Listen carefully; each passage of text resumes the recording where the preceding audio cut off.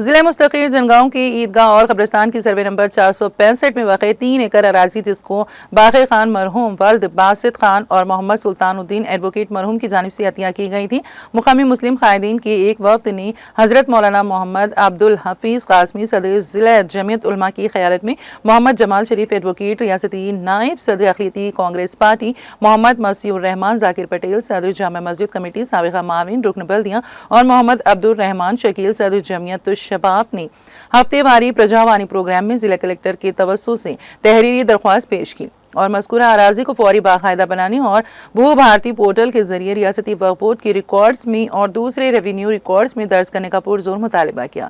اس موقع پر مذکورہ مسلم قائدین نے سادہ بے نامہ کے نقلات اور سیل ڈیٹ کی دستاویزات کے نقلات بھی درخواست کے ساتھ منسلک کیے۔ وعلیکم ورحمۃ اللہ وبرکاتہ۔ آج کلکٹر آفس جنگاؤں میں گریوینس سیل میں ایک درخواست دی گئی جنگاؤں جدید عیدگاہ کے ریونیو ریکارڈ نہ رہنے کی وجہ سے اس کو منتقل کرنے کا مطالبہ کرتے ہوئے مولانا عبدالحفیظ صاحب کی سرپرستی میں جمعیت الشباب کے موجودہ صدر جناب عبدالرحمان شکیل مسیح الرحمان جامع مسجد کے صدر کے ساتھ یہاں پہ گریوینس سیل میں ایک درخواست دی گئی کہ ریونیو ریکارڈ کے اندر عیدگاہ کے جو کاغذات ہیں اس کو منتقل کیا جائے۔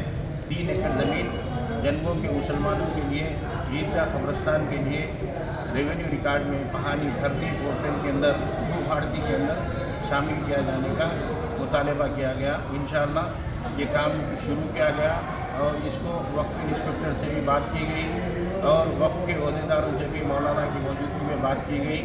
کس طریقے سے حکومت یہ ریکارڈ میں لانا چاہتی ہے اس طریقے سے کلکٹر صاحب اس کو ریونیو ریکارڈ میں لائیں گے، وقف بورڈ کے تحت لائیں گے یا اپنے ریونیو ریکارڈ کے حساب سے لائیں گے۔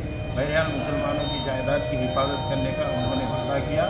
انشاءاللہ یہ کام جلد سے جلد ہوگا۔ آپ لوگوں سے درخواست ہے کہ دعا کیجیے اللہ تعالیٰ اس کام کو پائے تکمیل پہنچائے۔